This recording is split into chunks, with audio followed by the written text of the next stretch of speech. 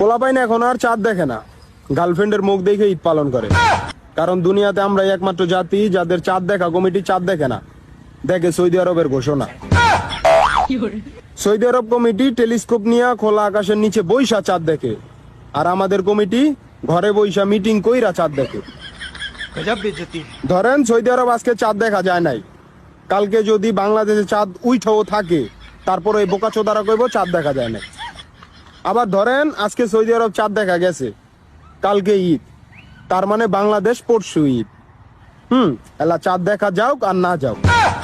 আর এই কমিটি যারা যারা আছে তাদের যেই বয়স, ওরা তো চশমা ছাড়া চোখকেই দেখে না, ওরা টেলিস্কোপ ছাড়া যে ঘরে বৈশা কেমনে চাঁদ দেখে আমার মাথায় কোনো ভাবেই ঢোকে না। এই জন্য আল্লাহর কাছে দোয়া করি, আল্লাহ বাংলাদেশের প্রত্যেকটা পোলারে নিজস্ব চাঁদ দান করুক, যাতে এদের আশায় থাকতে না হয়। আমিন।